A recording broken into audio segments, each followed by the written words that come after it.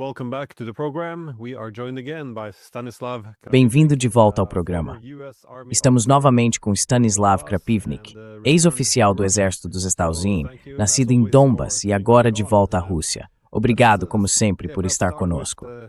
Vamos começar pelas linhas de frente neste momento, já que você tem acompanhado isso de perto. Parece que os russos estão avançando um pouco em toda a frente, mas especialmente no sul, ao longo da linha de Zaporizhia, onde as coisas estão se movendo mais rapidamente. Isso é bastante crítico se a principal cidade ficar, digamos, sob controle de drones, já que a maior parte da cidade está na margem leste do Dnieper. Então, parece que muito disso pode ter grandes consequências em breve. Como você está interpretando a situação atual? How are you reading the current situation? Bem, restam duas grandes cidades em Zaporizhia que estão em uma posição defensável.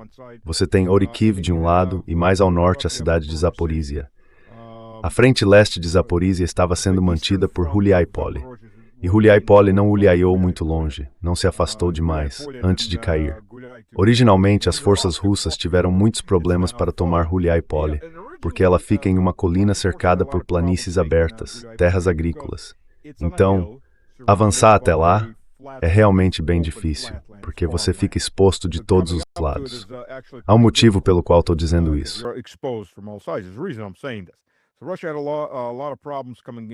Então a Rússia teve muitos problemas para chegar até lá, especialmente pelo sul e sudeste, durante vários anos.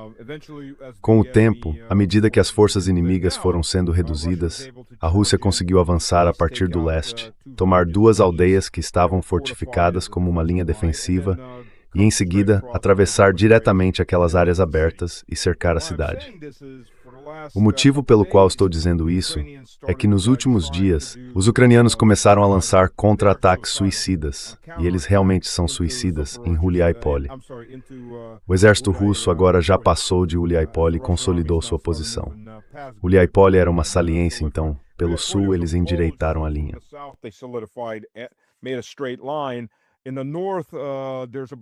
No norte, cerca de metade dessas posições fortificadas ainda estão em mãos ucranianas, mas estão sendo eliminadas porque a Rússia as flanqueou onde não havia tropas e construiu posições mais ao norte. Depois começou a avançar sobre elas. Cerca de metade já foi limpa. O restante, bem, ou resiste e morre, ou se rende, porque sair dali é muito difícil. As forças russas estão dos dois lados daquela linha fortificada. E é tudo terreno aberto, então a cobertura de drones é intensa. Os ucranianos começaram esses ataques suicidas, tentando avançar em Zaporizhia, quer dizer, em Huliaipole. Acho que, na melhor das hipóteses, a missão deles é sobreviver tempo suficiente para erguer uma bandeira, tirar uma foto e então, seja o que for que aconteça depois.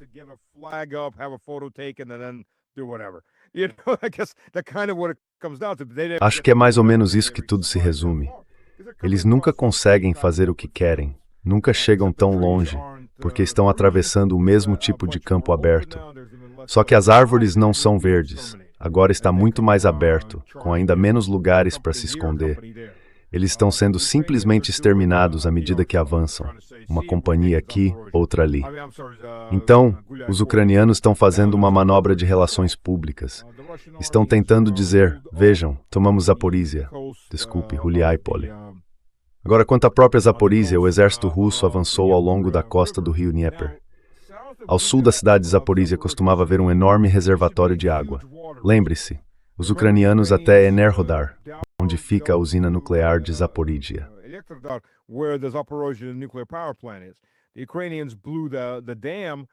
Os ucranianos explodiram a represa, o que também destruiu várias posições russas ao sul, do outro lado de Kherson. Essas posições já foram reconstruídas desde então. Mas o problema é que todo aquele lago não simplesmente desapareceu e se transformou em terreno aberto para atravessar. Ele virou um enorme pântano. Não dá realmente para fazer nada ali, porque é lama, é pantanoso e muito, muito aberto.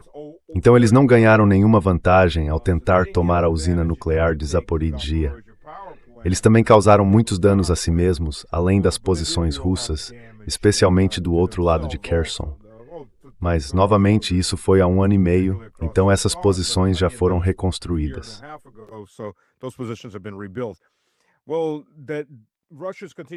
Bem, a Rússia continuou avançando ao longo da borda daquela nova área pantanosa.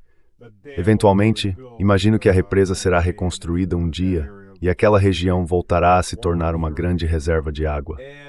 As forças russas estão agora a cerca de 15 quilômetros da cidade de Zaporizhia, o que significa que elas entraram na aglomeração de vilas e cidades, basicamente na área suburbana, por assim dizer. A região suburbana se estende por cerca de 15 quilômetros, e para os americanos acostumados ao sistema imperial, isso equivale a cerca de 8 ou 9 milhas ao sul da borda da cidade de Zaporizhia.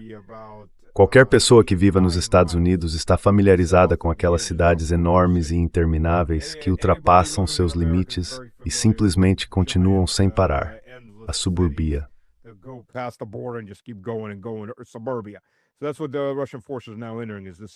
Então, o que as forças russas estão entrando agora é nessa zona suburbana. A área suburbana se estende principalmente ao longo da margem do rio, não vai muito fundo para o interior. Elas chegaram ao ponto em que estão atingindo os subúrbios e também se ramificando para o leste, porque agora estão avançando sobre Orikhiv a partir do norte. Estão avançando cada vez mais, cercando Orikhiv enquanto se movem a partir do sul. Essa é a última grande posição fortificada antes de Zaporizhia, antes da própria cidade de Zaporizhia. A cidade de Zaporizhia é uma área plana e aberta, com uma única ponte sobre o Dnieper, o que vai ser difícil de defender.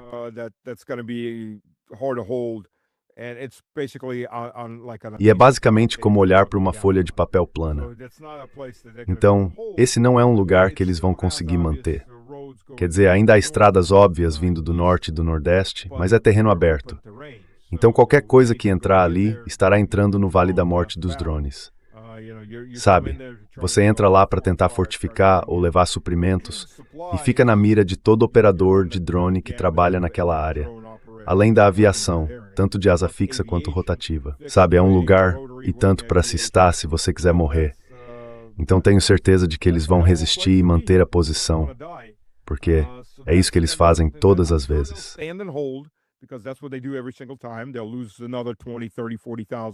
Eles vão perder mais 20, 30, talvez 40 mil pessoas ali, transformando a cidade em ruínas que a Rússia acabará reconstruindo. Mas eles não vão conseguir mantê-la. A partir daí, é direto para o Oblast de Dnipropetrovsk, vindo do sul. Depois de Dnipropetrovsk, serão empurrados para o norte em direção a Poltava. Aquela ponte, aquela área de travessia, segue direto para Kryvyi Rih, vai em direção a Nikopol, e então é um movimento de flanco em torno de Mykolaiv em direção a Odessa. Então, mais cedo ou mais tarde, a Rússia vai cruzar para Kherson. E uma vez que haja uma ameaça mais ao norte, cruzar para Kherson será muito mais fácil a partir do sul.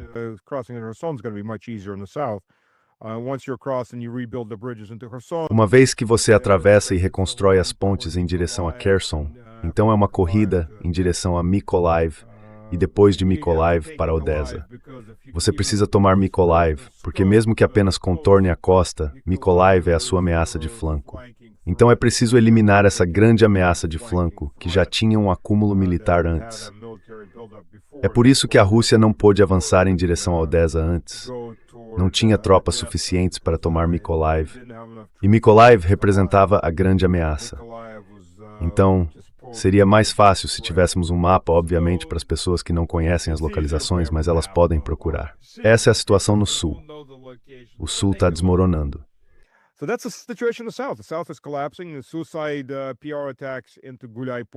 Os ataques suicidas de relações públicas em Guliápole terminam todos os dias da mesma forma, apenas um monte de corpos mortos ou mutilados.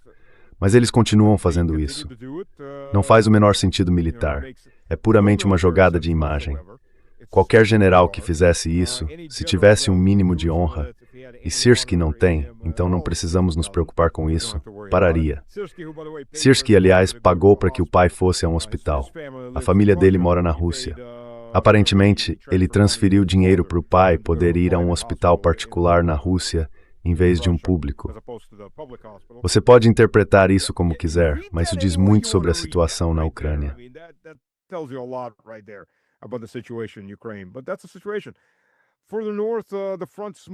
Mas é essa a situação. No norte, a frente está avançando, mais devagar, exceto nos arredores de Kostiantynivka. Há agora um avanço para o sudoeste de Kostiantynivka. Vamos ver com que rapidez isso se resolve, porque a Rússia está enviando para Kostiantynivka as reservas que usou em Mirnograd, na luta ao norte dali.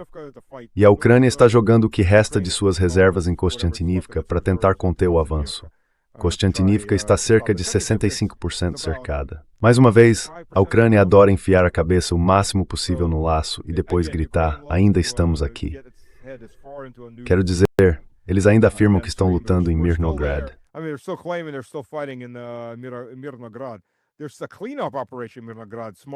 Há uma operação de limpeza em Mirnograd. Pequenos grupos de 2 ou 3, resistentes, que ainda não se renderam nem foram mortos. Mas em Mirnograd, Pokrovsk, a luta por lá já acabou faz um tempo. É isso que estamos vendo. Agora estamos vendo mais ao norte, nas regiões de Sumy e Kharkiv, especialmente em Sumy, uma série de novas incursões. Todas são pequenas, relativamente pequenas por enquanto, mas parece que estão nivelando a fronteira, se é que dá para chamar assim, porque a fronteira é muito irregular em alguns trechos. Então eles estão cortando esses quilômetros extras de fronteira e a endireitando. Acho que essa é uma forma melhor de dizer.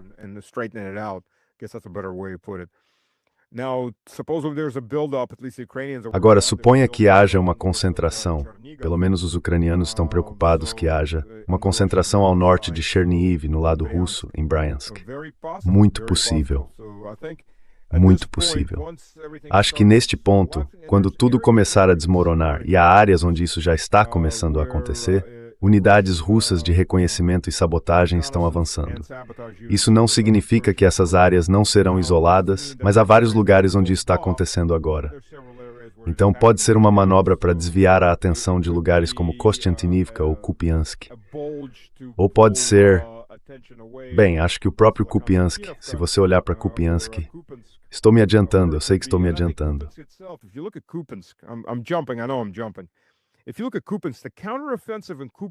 Se você olhar para Kupiansk, a contraofensiva lá aconteceu com facilidade demais. As tropas russas recuaram e o lado ucraniano agora teme ter caído em outra armadilha.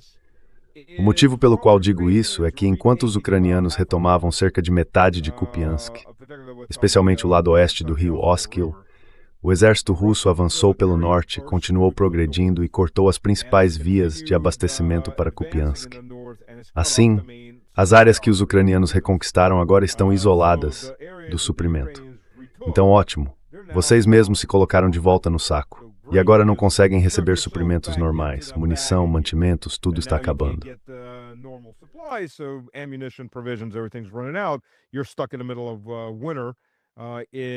Você está preso em pleno inverno, em uma paisagem muito danificada e destruída. E o inverno lá, só para entender, está frio em Moscou agora. Bem, relativamente frio. Está por volta de 9, 10 graus negativos hoje, variando entre 4 negativos e 20 negativos. Quando você desce até Donetsk, a temperatura varia entre 6 positivos e 10 negativos. Com 6 positivos, tudo derrete e vira lama de novo. Então, qualquer suprimento que os ucranianos estejam recebendo, a menos que seja uma pequena quantidade que um drone possa carregar, o que não é muito, está abastecendo soldados individuais, não companhias, não pelotões, nem mesmo esquadras. Nessa região, a menos que você esteja dirigindo em estradas pavimentadas, você não vai a lugar nenhum, porque a lama sobe e desce, sobe e desce.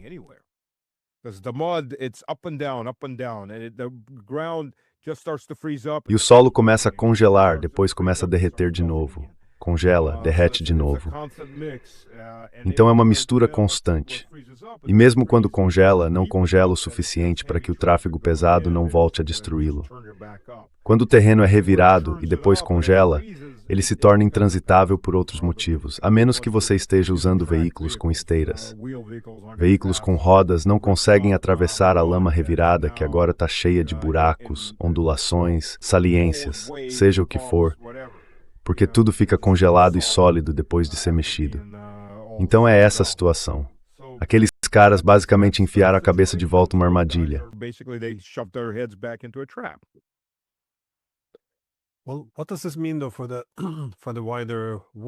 Bem, o que isso significa, então, para a guerra em sentido mais amplo? E novamente agora ela é definida como uma guerra por procuração, porque parece que o conflito pode estar entrando em uma nova fase. Primeiro, dentro da Ucrânia, vemos a Rússia atacando com muita força as redes elétricas, o que agora está mostrando um impacto muito maior e mais duradouro do que antes. A capacidade de consertar tudo depois está sendo corroída. Ao mesmo tempo, os europeus ainda não estão prontos para admitir que perderam a guerra, então continuam insistindo que a Ucrânia deve continuar lutando. Mas também vemos o presidente francês vindo a público e dizendo que eles meio que entenderam o sinal de Moscou, com os russos dizendo que a Ucrânia está, ao que parece, algo como ao alcance da ira russa. Yeah, that they are within, I think, something along the lines, within the reach of Russian anger. Então, como você vê o andamento desta guerra agora? Porque parece que estamos chegando a um ponto de ruptura. Se olharmos para o aspecto militar, a estabilidade política, a economia, a infraestrutura elétrica, tudo parece estar se aproximando de uma guerra mais direta entre os europeus e a Rússia, ao mesmo tempo em que os europeus agora têm sérias dúvidas sobre se os americanos viriam em seu socorro. Especialmente porque os europeus estão enviando tropas para a Groenlândia para protegê-la dos Estados Unidos. Portanto, muitos dos cálculos precisam ser bem reconsiderados. Como você está avaliando o que acontecerá a seguir, ou o próximo passo nesta guerra? What will happen now, or the next step in this war? Bem, sabe, há um ditado russo: a fome chega no meio do jantar. Então, quando Trump terminar de engolir a Groenlândia, garanto que o próximo alvo será a Islândia. É mais perto e seria mais fácil para os europeus apoiarem logisticamente. A Islândia tem muitas terras raras, muita energia na forma de geotermia, o que é ótimo para centros de dados. Você não precisa pagar para resfriá-los, é só abrir as janelas. É um ambiente frio. Islândia. Garanto que será a próxima. Além disso, não faz parte da União Europeia, aliás. Mas ficará a salvo dos chineses e dos russos, porque as frotas chinesa e russa estão apenas pairando, esperando, sabe, esperando.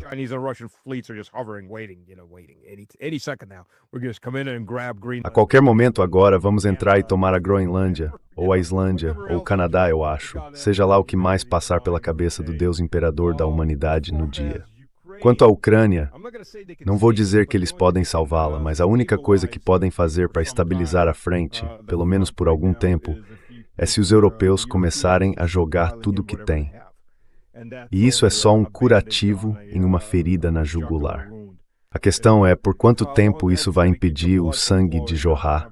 Não por muito tempo, porque eles serão destruídos do mesmo jeito. Porque, de novo, o que a maioria das pessoas sabe é um ditado: amadores debatem táticas ou estratégia, profissionais debatem logística.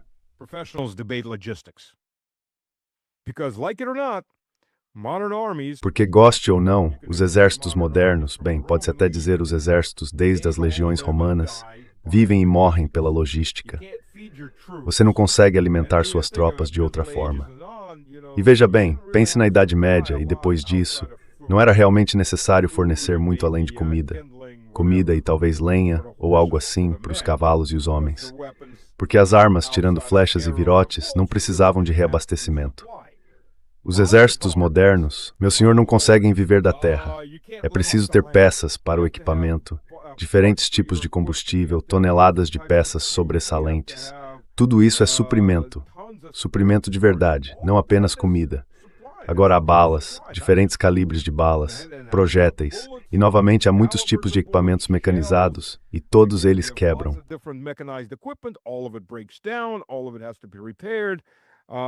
Tudo isso precisa ser consertado.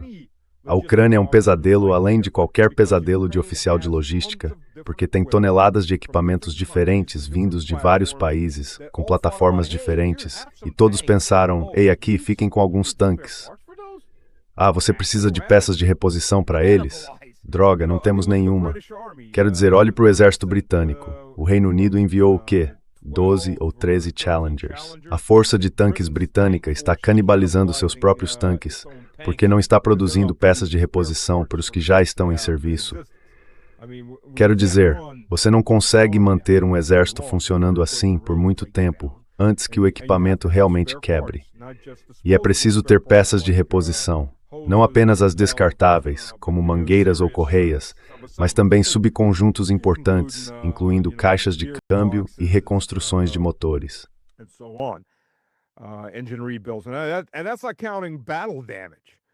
E isso é como contar danos de batalha. Danos de batalha são uma realidade completamente diferente.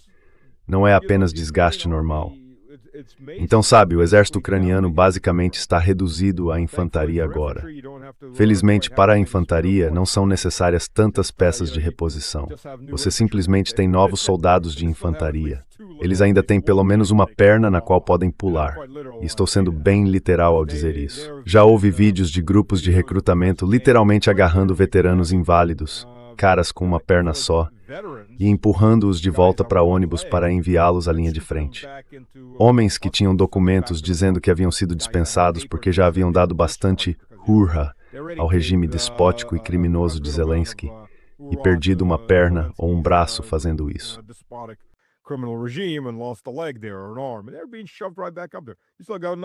E eles estão sendo empurrados de volta para lá. Você ainda tem outro braço, tem uma cabeça que ainda pode perder. Então é isso que estamos vendo agora na Ucrânia. Tudo vai desmoronar de uma vez? Não. Sabe, quando os exércitos cobriam campos de batalha de 5, 10, 20 quilômetros, sim, claro, eles podiam desmoronar em minutos ou em uma hora, à medida que a notícia se espalhava e todos começavam a correr. Quando você tem exércitos cobrindo 1000 quilômetros, é claro que não funciona assim. Além disso, internamente as comunicações estão sendo controladas. Mas haverá frentes ou seções de frentes que começarão a desmoronar. Elas já estão. E então vêm os avanços, e mais avanços.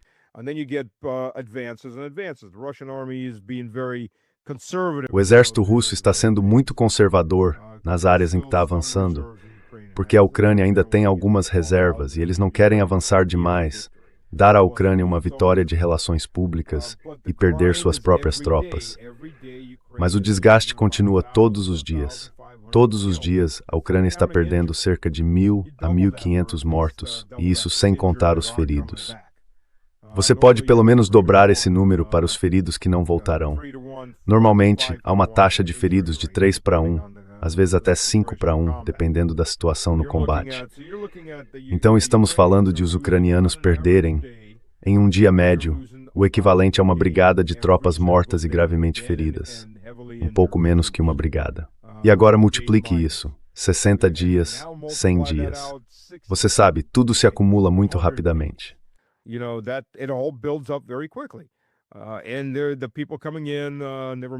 E as pessoas que estão chegando, sem falar nas taxas de deserção, as pessoas que estão chegando são de qualidade inferior, despreparadas, muitas vezes apenas o que conseguem tirar das ruas. A situação só piora cada vez mais. E agora eles têm veteranos desertando, porque os veteranos perceberam que a única maneira de sair do campo de batalha é como cadáver ou inválido, a menos que tomem o destino nas próprias mãos. Essa é a única maneira. Ou claro, eles poderiam se render, isso seria o mais inteligente a fazer. Muitos deles parecem não ter esse apoio mental, esse instinto de sobrevivência. Então é essa a situação. Vai continuar piorando. E agora eles estão na zona fora de Krasny Liman, que eles meio que haviam reforçado em Izium.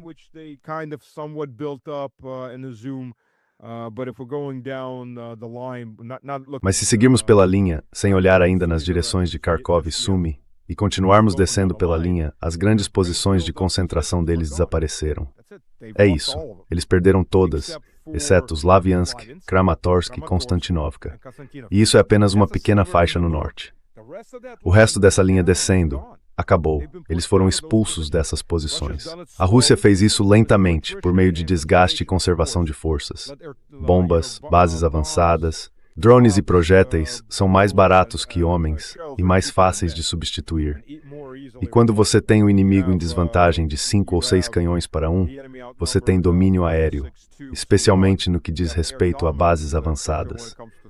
Mesmo com uma mão amarrada nas costas, da forma como a Rússia está lutando agora, já que ainda não é uma guerra declarada, ela foi triturando a carne ucraniana.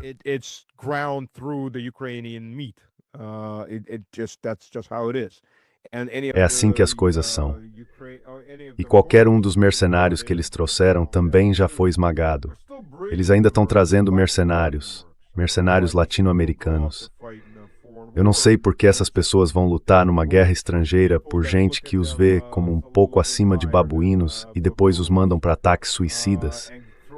Quero dizer, há muitos vídeos postados por mercenários colombianos, brasileiros, venezuelanos, gritando: "Me tirem daqui!" Tipo, eu devia estar guardando um depósito e agora estou num esquadrão suicida, ou caras feridos, simplesmente largados ali. Lembro de um deles. O companheiro de batalha dele estava morto e apodrecendo, e ele estava deitado ali no segundo dia, com as duas pernas baleadas, enquanto os ucranianos passavam por ele, recuando. Ele dizia: "Eles não vão me resgatar."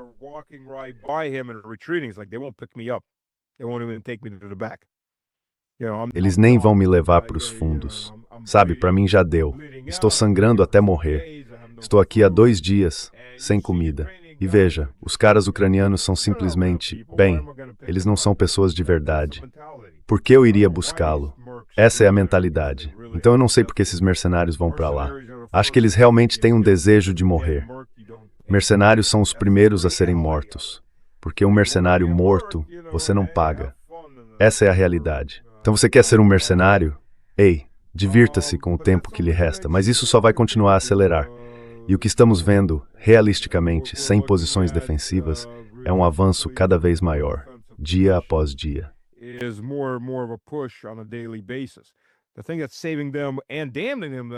A coisa que está salvando e condenando eles ao mesmo tempo é o clima.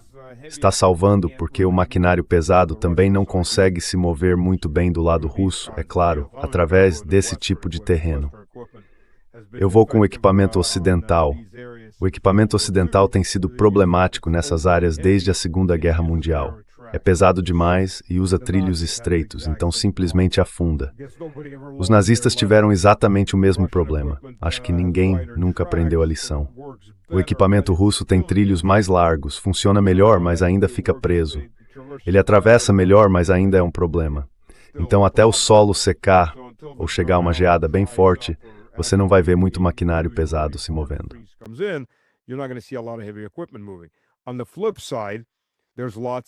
Por outro lado, há muita, mas muita neblina. Estive lá apenas 3 semanas e posso dizer que há neblina quase todos os dias. Às vezes essa neblina é tão densa quanto sopa de ervilha. Você não consegue ver mais do que alguns metros. Drones não voam na neblina. Drones não voam na chuva. Drones não voam com ventos fortes. Simplesmente não voam. Você sabe, o exército russo está agora usando lasers fabricados na China. Não há muitos deles no momento. Eles têm feito testes de campo com esses sistemas de armas antidrone. E alguém disse, bem, lasers não disparam na chuva. Eles se desviam nas gotas d'água. Tudo verdade. Mas drones também não voam na chuva.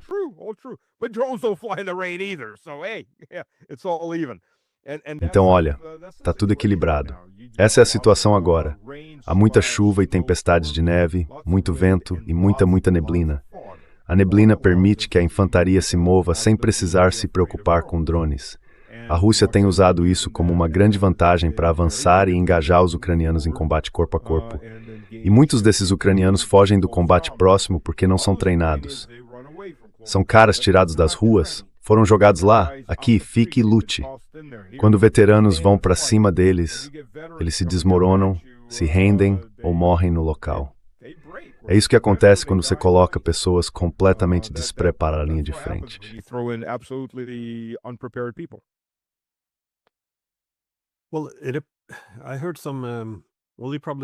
Bem, eu ouvi algo. Bem, você provavelmente viu a entrevista com o Tucker Carlson. Ele entrevistou o professor Sergei Karaganov. Ele tem sido conselheiro de longa data de vários presidentes russos. Na verdade, ele costumava ser meu chefe quando eu trabalhava em Moscou. Era só um pequeno emprego lá. Ele era o chefe do meu departamento na universidade. Enfim, ele disse ao Tucker Carlson que se a guerra continuar do jeito que está, é provável que termine com a Rússia usando armas nucleares contra a Alemanha e o Reino Unido. Você acha que pode chegar a esse ponto? Ou acha que a escalada entre os europeus e os russos sairia do controle antes que houvesse um colapso na frente ucraniana?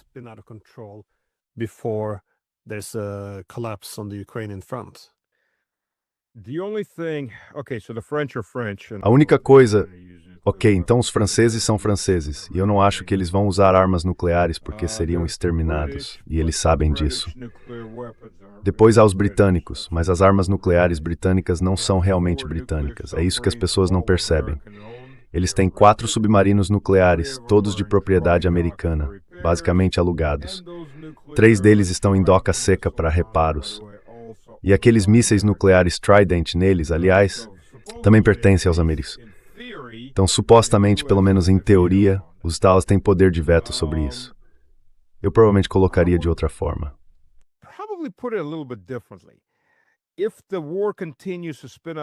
Se a guerra continuar saindo do controle entre a Rússia e os Estados Unidos, provavelmente haverá pelo menos uma troca nuclear limitada. Quão limitada? Boa pergunta. Porque como se limita uma troca nuclear depois que o ciclo começa? Eu não sei, não tenho uma resposta para isso.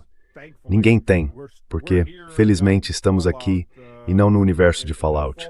Ainda não chegamos a esse ponto, sabe? Ainda não nos bombardeamos mutuamente, felizmente. E espero que tenhamos outros planos para o verão além, você sabe, de sobreviver no deserto pós-apocalíptico. Então, acho que é muito mais divertido assistir a isso na televisão do que viver isso na realidade.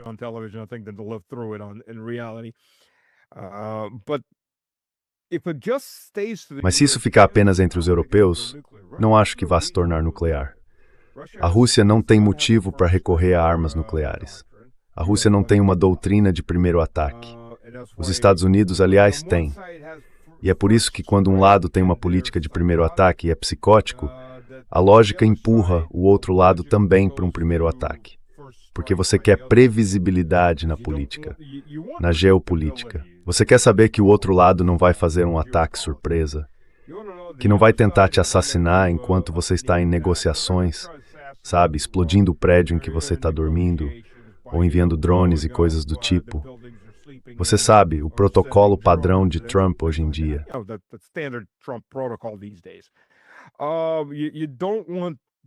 Você quer que o outro lado seja previsível, porque se eles forem previsíveis e você também for previsível, todos podem baixar a guarda, relaxar do DEFCON 5 e conversar. Se o outro lado puder tentar te assassinar ou lançar um primeiro ataque, a lógica dita que você deve fazer o primeiro ataque assim que puder. E então isso se torna uma corrida. Quem consegue fazer o primeiro ataque. Esse é um cenário muito ruim, obviamente. Não é exatamente uma situação em que todos ganham, mas é a situação lógica que estamos vendo agora, infelizmente. Então vamos torcer para que isso se acalme. Mas se os Estados Unidos romperem com a OTAN, o que eu realmente espero que aconteça, por razões óbvias, então isso será apenas uma luta entre os europeus e a Rússia.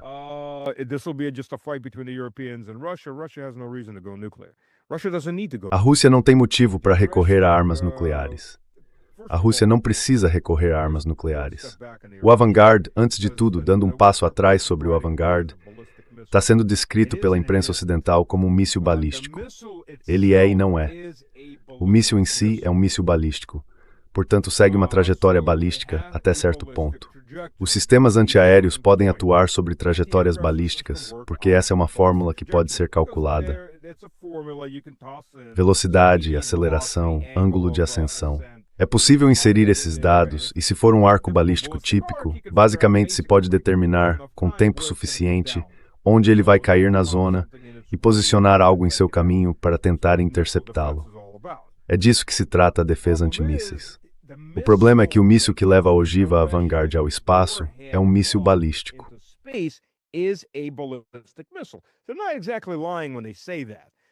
Eles não estão exatamente mentindo quando dizem isso. Eles só não estão contando a outra metade da história.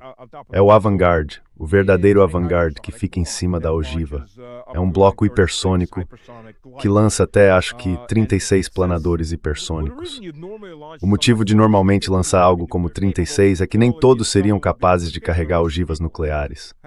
Alguns seriam nucleares, o resto são iscas. No entanto, quando você está voando a Mach 13, e se cada um pesa cerca de 1 tonelada, os gigajoules de energia cinética que se dispersam no impacto causam algo como um terremoto de magnitude 4,6 naquela área, dentro de alguns quilômetros. Em um ambiente urbano, essa onda que passa também estoura todos os canos de água, de gás e tudo mais. Basicamente, toda a infraestrutura subterrânea da área é destruída.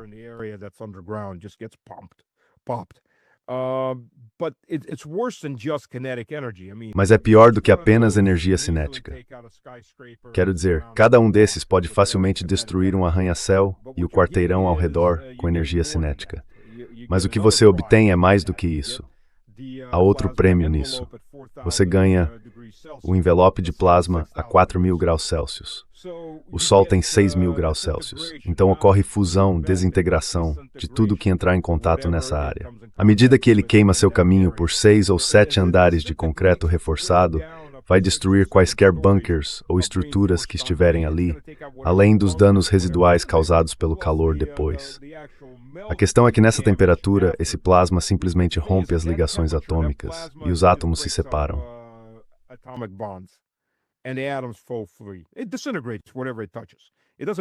Ele desintegra tudo o que toca, não derrete.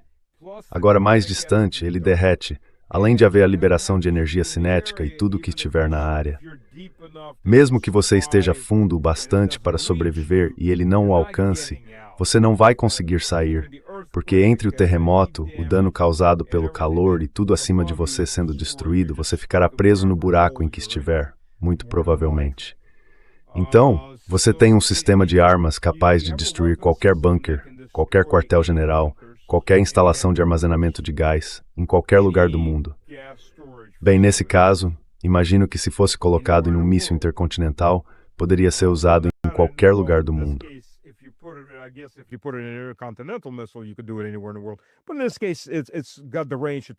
Mas nesse caso, ela tem alcance para atingir tudo, até e incluindo a Irlanda e a Islândia. Então você quer lutar? Sabe, se a OTAN, ou qualquer que seja o quartel-general, declarar guerra à Rússia, eu não recomendaria estar dentro do quartel-general da OTAN ou em qualquer lugar próximo dele dentro de 20 minutos após a declaração. É mais provável que haja russos vindo fazer uma visita. Então a Rússia lutaria de forma convencional? Sim, acho que a Rússia venceria de forma convencional de qualquer maneira. A Rússia quer a Europa? Não. A Rússia absolutamente não quer a Europa. A maioria dos russos não quer ter nada a ver com a Europa neste momento. As áreas centrais da Ucrânia são a pátria étnica russa, assim como Kosovo é a pátria sérvia. Fora isso, não há desejo de avançar mais. Isso é tudo propaganda ocidental. É tudo besteira. E até agora, a Rússia não montou a força logística necessária para realmente avançar tanto.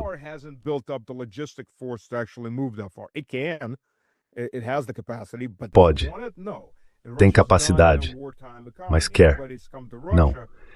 E a Rússia não está em uma economia de guerra. Qualquer pessoa que tenha ido à Rússia, bem, sabe, eu tenho uma entrevista que vai sair com Cameron McGregor, que eu levei ao Donbass, e ele disse, então, o que acha da nossa economia de guerra? E ele respondeu onde? Exatamente. São de 5 a 7% do PIB destinados a toda essa operação e ao fortalecimento militar. Isso não é uma economia de guerra. Uma economia de guerra é de 30 a 40%. A Rússia pode fazer isso? Sim. A Rússia quer fazer isso? Não, absolutamente não. E no momento não é uma economia de guerra. Poderia começar a se mover nessa direção e declarar guerra. Várias pessoas na Duma estão exigindo isso, várias pessoas importantes e bem posicionadas na Duma. Mas até agora não chegamos a esse ponto. Esperançosamente não precisaremos.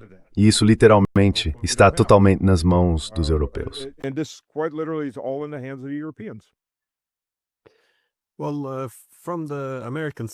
Bem, do lado americano, eles continuam sugerindo que estamos realmente perto de um acordo. O embaixador dos Estados na OTAN, Whitaker, fez uma observação. Ele disse que falta apenas a última jarda para encerrar a guerra na Ucrânia. Eu perdi alguma coisa? Eles estão se reunindo? Estão perto de um acordo? Eu não sei. De novo, a questão energética é muito importante para os ucranianos. Zelensky diz que esta é uma crise difícil que precisa ser administrada, mas não é uma crise estável. Ela continua piorando muito, muito rápido. Então eu entendo porque uma situação desesperadora pode levar a Ucrânia a fazer mais concessões. Mas parece bastante claro que os russos não estão dispostos a fazer concessões além daquelas que já fizeram antes. E considerando que isso é considerado inaceitável tanto pelos ucranianos quanto pelos europeus, eu não sei o quão provável você acha que isso é. I don't know. How likely do you think this is? You know, I love those for 90%. Sabe, eu adoro esses. Estamos em 90%. Estamos em 95%. Deixe-me dar uma analogia. Estou a 100 quilômetros do Monte Everest. Já caminhei 90 quilômetros. Veja, estou 90% do caminho. Acontece que os outros 10 quilômetros são assim. Sabe, a parte mais difícil é realmente subir esses últimos 10 quilômetros. Ah, poxa, isso aqui realmente levantou minha mão quando eu levantei a mão. Reconheceu. Desculpe, eu não percebi que fazia isso. Recurso novo, acho. Então é isso, subi esses últimos 10 quilômetros, esse é o Monte Everest. Os outros 9, você só está caminhando até lá. E é isso que estamos vendo.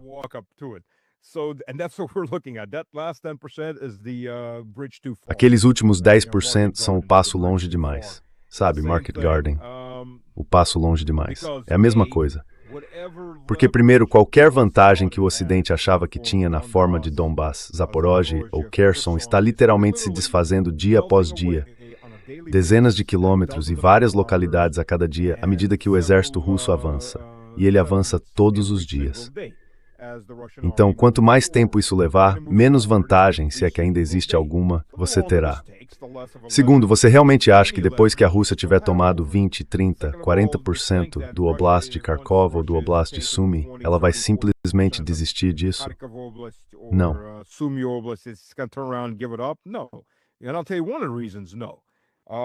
E eu vou te dizer uma das razões. Não. Quando o exército russo foi expulso, foi em 22, de Kharkov. Mas, aliás, isso também custou ao exército ucraniano seu punho blindado, quando ele deixou as áreas residenciais de Kharkov para lutar na província oriental de Kharkov e acabou sob o guarda-chuva da artilharia e aviação russas. Muitos civis ali foram assassinados pelo SBU.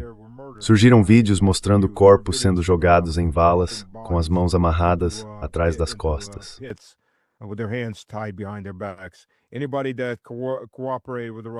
Qualquer pessoa que tenha cooperado com o exército russo, não apenas porque havia russos esperando por elas, mas qualquer um que tenha trabalhado nessas cidades, como os funcionários municipais que continuaram fazendo seu trabalho, foi considerada inimiga do Estado e executada, torturada, assassinada.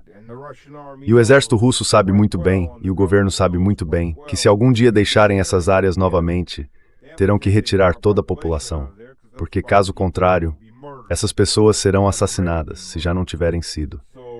Então você está, como eu disse, na situação de infradiamante por $1. É basicamente a mesma coisa que você enfrenta aqui. Portanto, a Rússia não vai recuar desses territórios. Qualquer influência que eles acham que tem está se dissipando e está indo na direção errada para os europeus ou qualquer outro envolvido nessas negociações.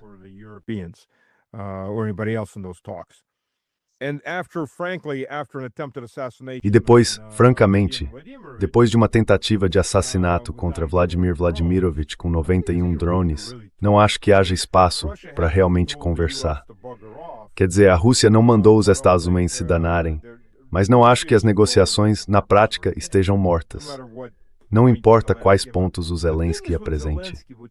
A questão com o Zelensky, que muita gente se recusa a entender, porque, claro, para a maioria das pessoas isso não faria sentido, é que o Zelensky não se importa com os ucranianos. Os pais dele estão em Israel, a esposa e os filhos estão em Londres. Ele não vai se aposentar na Ucrânia.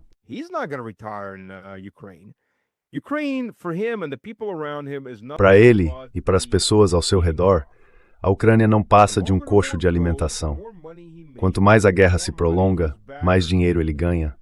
E mais dinheiro ganham seus financiadores, que estão em Washington, Londres e outros lugares.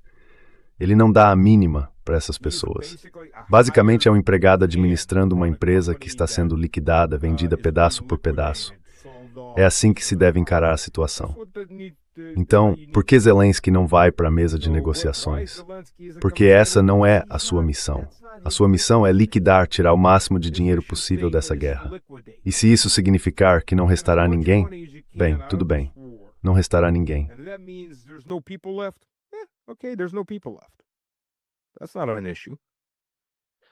Isso não é um problema. Só uma última pergunta sobre algo que Sergei Lavrov disse, porque ouvimos de líderes europeus que o objetivo deveria ser manter a Ucrânia na luta, o que, se for apenas para fazê-los perder mais lentamente, parece quase perverso. Essa linha entre o aceitável e o perverso é bem tênue aqui.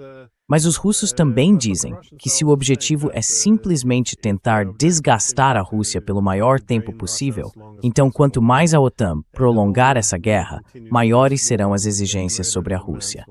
E isso faz sentido por várias razões. Primeiro, à medida que avançam, mais território fica sob seu controle. Mas também acho que em um nível mais estratégico, impõe-se um custo.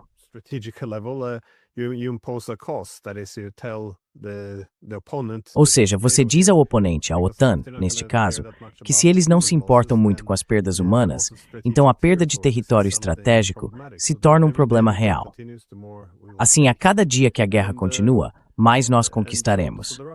Os russos já disseram que nossas exigências só vão aumentar daqui para frente. Se você não aceitar o acordo, amanhã será pior. É um bom incentivo para fazer o oponente aceitar o acordo hoje, se ele entender isso. De qualquer forma, o que eu queria dizer é que Sergei Lavrov deu uma entrevista em 14 de janeiro, na qual afirmou que precisamos ter uma discussão séria sobre o futuro da população na Crimeia e na Novorússia.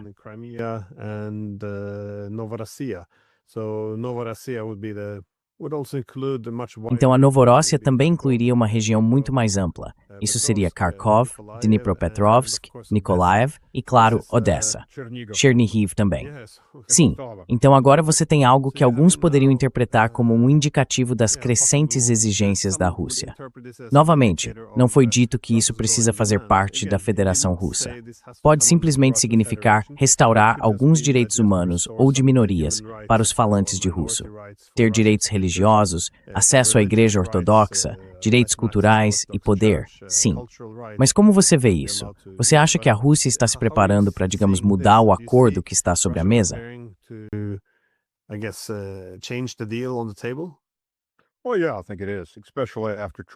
Bem, sim, eu acho que sim. Especialmente depois das últimas ações de Trump. Acho que Vladimir Vladimirovich não tem sido visto com tanta frequência. Ele apareceu ontem e em algumas outras ocasiões, mas não tem sido visto muito. E quando Putin fica em silêncio por um longo período, bem, neste caso, em parte, foi por causa dos feriados, e em parte acho que há muita estratégia sendo traçada agora sobre como lidar com a situação. E tudo isso começou com a tentativa de Trump, absolutamente, na minha opinião, e não só na minha, uma tentativa de assassinato de Putin. Porque se você reparar no que aconteceu antes das conversas, logo antes da chegada de Zelensky, Trump teve uma conversa com Putin por telefone. E em algum momento, por volta dessa época, essa ordem deve ter sido dada para lançar aqueles drones.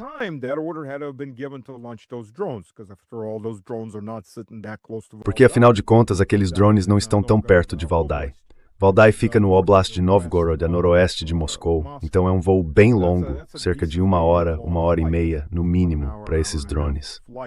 Acho que eles estavam planejando que, se desse certo, haveria uma conferência e um anúncio bem agradáveis entre Trump e Zelensky. Missão cumprida, a guerra acabou, matamos Putin, hahaha. O que provavelmente teria sido seguido por um DEFCON 5 do lado russo, se Medvedev voltasse ao poder ou alguém parecido. Mas eles não pensam tão à frente assim como vimos na Venezuela. Sabe, o plano de Trump lá. Pegamos o Maduro e então tudo é nosso.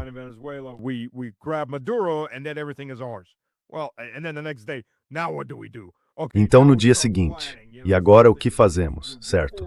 Agora começamos a planejar, sabe? Aquelas coisas que você deveria fazer antes de embarcar em uma nova aventura.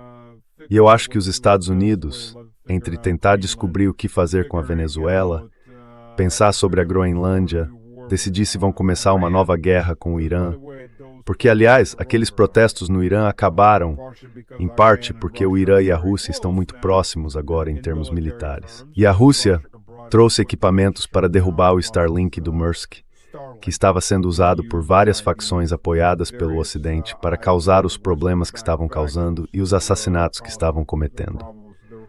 E tudo foi encerrado bem rápido.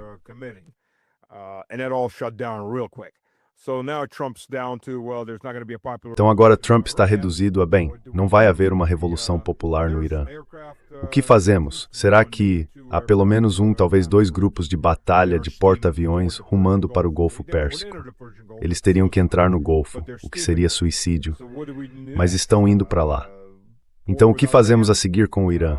Bem, se Israel entrar nessa guerra com o Irã e recorrer a armas nucleares, o Irã destruirá Israel ao eliminar a usina nuclear de Negev, no meio de Israel.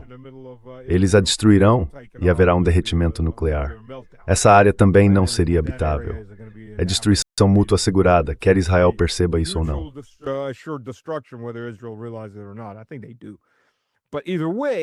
Acho que sim.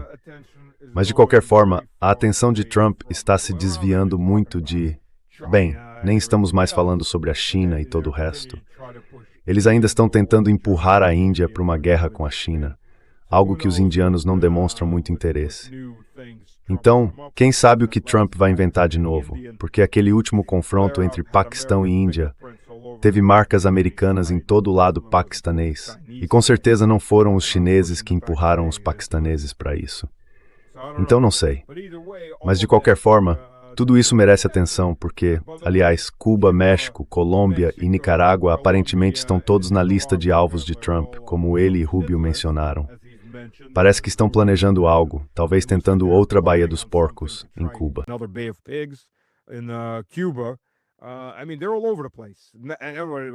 Quer dizer, eles estão por toda parte. Estamos falando sobre a Groenlândia e a Islândia, e o ICI dentro dos Estados Unidos causando todo tipo de problema. Poderíamos fazer um programa separado só sobre isso. Passei 4 horas assistindo a todos esses vídeos sobre o que o ICE está fazendo, e eles estão totalmente fora de controle.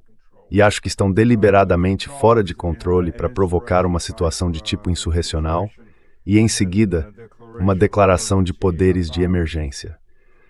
Mas isso é uma questão completamente diferente. Tudo isso está desviando a atenção de Trump. Então, seja lá quais forem as novas exigências da Rússia, eles não vão dar muita atenção a isso. Trump está ocupado construindo seu império interno e externo. Quero dizer às claras, tiramos as luvas de veludo da manopla de aço desse tipo de império.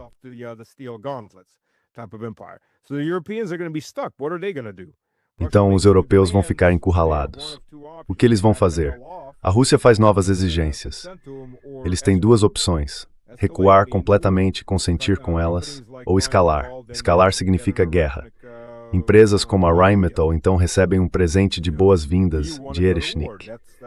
Você quer ir para a guerra? É disso que se trata. E cada nação no bloco OTAN vai ter que responder essa pergunta. Acho que metade delas vai dizer não, obrigado, estamos fora, vamos ficar de fora, desistimos. E os europeus do norte, e os escandinavos, e os poloneses, neste caso, parecem estar muito determinados à guerra. Acho que os franceses estão começando a vacilar, vai entender. Eles já são imprevisíveis mesmo. Quem sabe o que o amanhã trará, a qualidade da coca que o Macron consegue.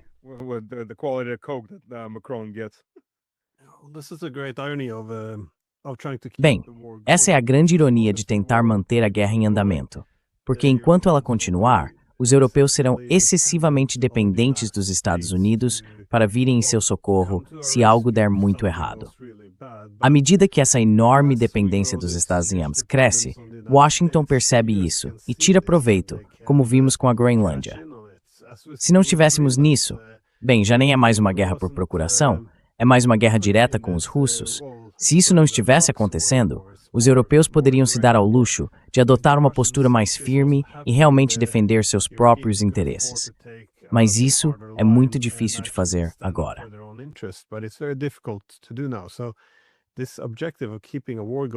Esse objetivo de manter a guerra em andamento torna os europeus tão dependentes e permite que sejam distorcidos dessa forma. É realmente impressionante de ver, especialmente porque eles estão cada vez mais reconhecendo que não podem vencer isso de qualquer maneira. É espantoso que estejamos realmente nessa situação. E claro, isso é apenas olhando para os europeus. Você pensaria que, com o tempo, seria do interesse de todos ter uma Ucrânia estável e funcional, além de servir como uma espécie de zona de amortecimento entre a Rússia e o restante da Europa. Mas se isso continuar, talvez nem sobreviva como nação, sem dúvida.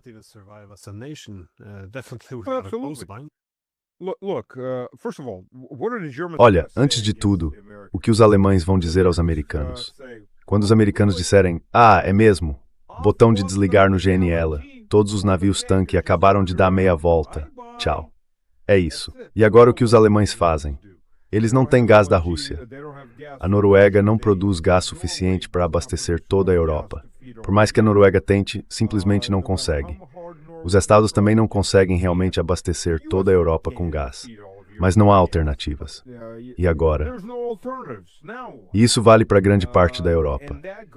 Então, nesse ponto, eles já estão encurralados, têm suas moléculas da liberdade entaladas na garganta.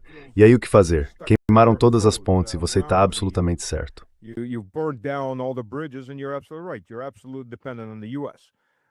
Vocês dependem completamente dos Estados Unidos. Os fornecedores europeus simplesmente não conseguem atender a esse nível de demanda. A Rússia acabou de explodir. Parte do ataque russo foi contra os depósitos de gás que também continham gás europeu. Imagino que tenham pensado que se o seu gás também estivesse lá, eles não ousariam atacar. Pois bem, atacaram. Então você tem razão. O que fazer agora? Vocês estão encrencados, porque mesmo que queiram ir à guerra, como vão fabricar o equipamento? Quer dizer, acho que poderiam voltar ao carvão, mas isso também leva um tempo. Como vocês... Bem, o Merz finalmente admitiu e disse, explodir todas as nossas usinas nucleares provavelmente foi uma má ideia. Demoli-las. Sério?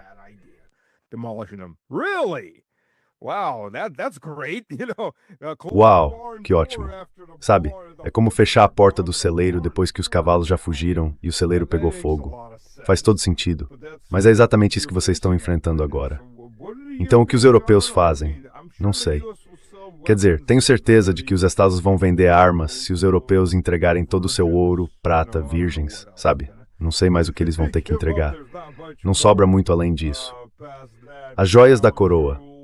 Talvez isso garanta mais alguns tanques. Mas essa é a realidade que estamos vendo. A Europa está completamente ferrada. Enfim, a Europa não russa, e especialmente a parte não austro-húngara da Europa, que parece ao menos ter recuperado o juízo. Todo o resto da Europa está ferrado. Você pode estar subestimando nossos exércitos. Ouvi dizer que Portugal enviar cara para Grodas e enormes, necessidade em dois estados.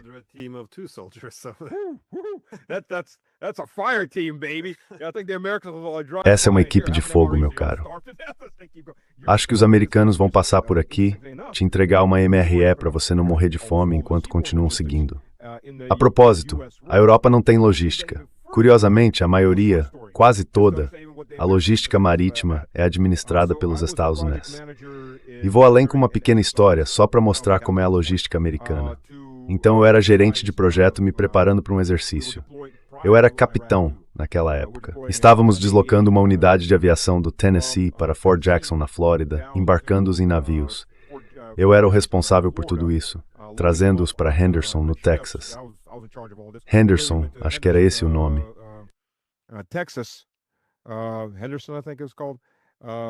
Unloading them there, and then they proceed on to Fort Polk, Louisiana. Descarregando-os ali, e então eles seguem para Fort Polk, Louisiana, para um treinamento antes do Iraque.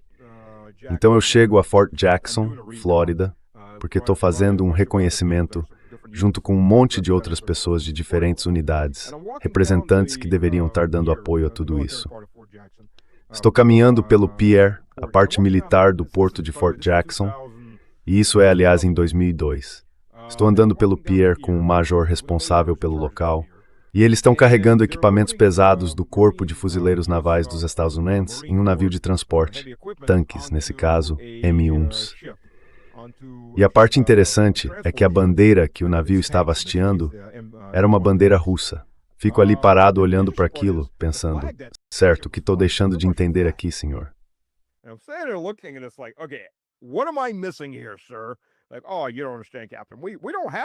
Tipo, você não entende, capitão. Nós não temos uma marinha mercante. Nossa marinha mercante não constrói novos navios desde os anos 1950 e todos estão em docas secas esperando para serem desmontados e virarem sucata em Nova York ou em algum lugar por ali. Nós transportamos tudo em navios de carga privados. Nesse caso, naquela época, eram principalmente navios noruegueses, gregos e russos que eram usados. Então, mesmo os Estados Unidos têm grandes problemas. Quer dizer, eles podem nacionalizar os navios de transporte, mas eles ainda são a espinha dorsal da logística, a logística naval de toda a OTAN. Então eu começaria a largar aqueles 3 coitados lá. Aqui está um pouco de comida e algum dinheiro para comprar mais comida e um pouco de munição. Vocês estão ferrados. Quer dizer, o que você poderia fazer? You're screwed. I mean, what can you do? You're stuck in New Zealand waiting for it to be liberated. Você está preso na Nova Zelândia, esperando para ser libertado pelos americanos, ou oprimido por Mordor vindo da Rússia e da China, e sabe os relâmpagos e as nuvens de tempestade, igual aquele meme que saiu da Casa Branca. Então é isso, essa é a situação. Mas uma observação, desculpe interromper, uma observação. Houve um desenvolvimento interessante outro dia. Adivinha quem acabou de registrar novamente seus logotipos na Rússia? Quem? A Mercedes-Benz. Sério? E eu acho que eles querem a fábrica de volta. Apenas cerca de 20 a 30% das empresas estrangeiras realmente saíram. A maioria eram alemãs. Seguiram em fila, como lhes foi dito.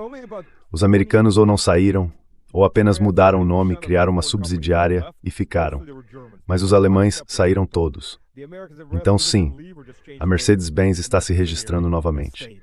Parece que eles querem voltar ao mercado.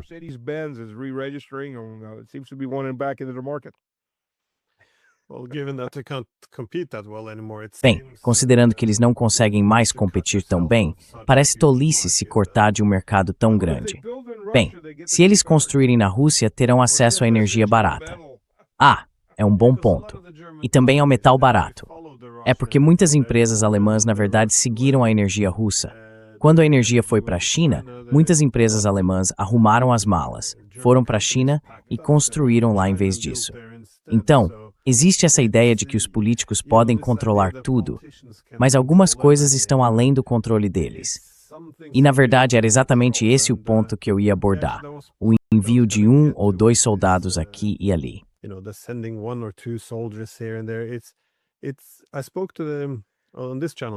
Na verdade, eu falei com eles nesse canal, com o ex-diretor de análise da Rússia na CIA, George Beebe. Ele estava destacando, isso foi há quase um ano, que a principal fraqueza dos europeus era a falta de uma estratégia. Ou seja, com uma estratégia, você define claramente o que quer alcançar, mas também como vai alcançar, como obter os recursos e alocá-los para atingir esse objetivo e, claro, levar em conta como o oponente vai reagir e responder. Mas é possível argumentar que nada disso está vindo da Europa. É apenas um discurso normativo sobre o que eles acham que é justo.